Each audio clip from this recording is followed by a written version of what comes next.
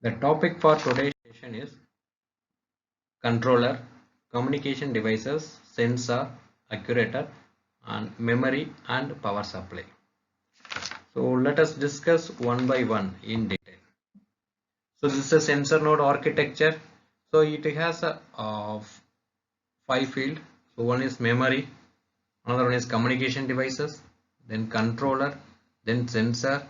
So last one is power supply. So these are the elements in the sensor node architecture. The first one is a controller. So controller is the main option in that architecture.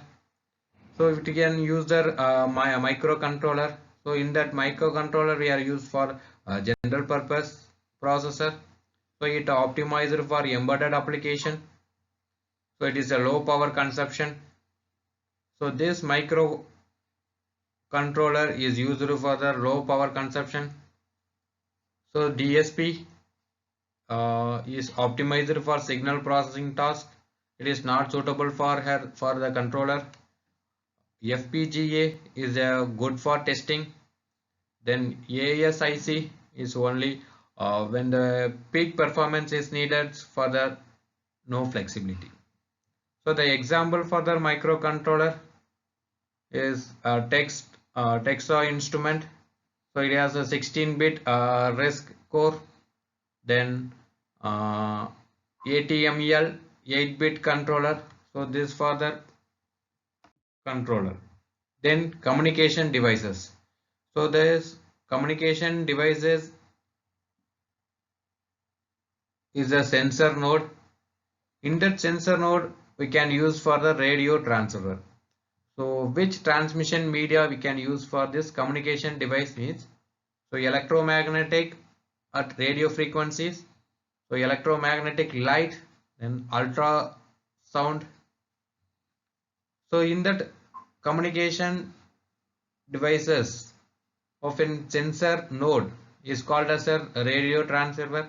So in that radio transfer we can transmit a byte or bit stream as a radio waves. So in that communication devices it can receive it and convert it back into bit or byte stream. So next devices is transceiver. So transceiver characteristics. So we are using for that interface. So in that interface bit, byte and packet level. So it can support the frequency range. So 433 megahertz to 2.4 gigahertz. So multi channels are used in this transceiver. Then data rates, then ranges. So in this characteristics we are used for energy. So energy characteristics. So it's a power consumption to send or receive the data, time and energy consumption to change between the different states, transmission power control, then power efficiency.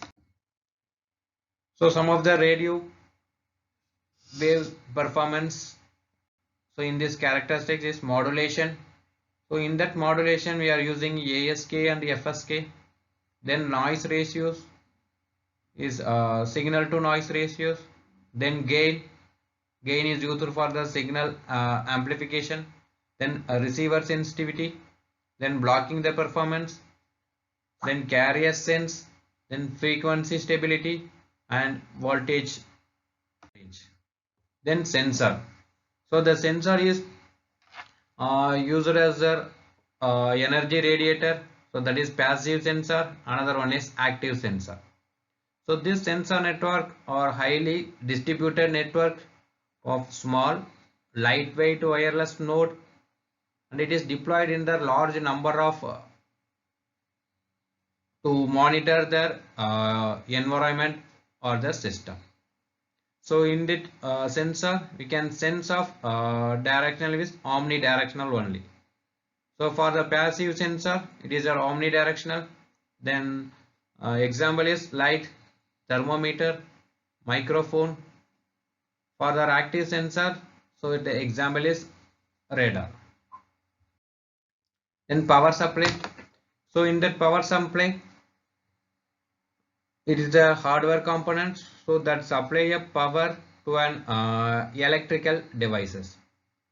So it receive the power from their electrical outlet and convert the current from AC to DC. So that is alternate current to direct current. So which is what the computer requires. So we are using for the AA battery power, so that waste the majority of existing platform. So then there another battery we are using with a high energy density at a cheap price. Then lithium coil cells are most compact and boost for flat discharge curve. So rechargeable batteries. So in that solar cells are their option for some application. Then fuel cells may be alternative in that futures. So these are the power supply for the sensor node architecture.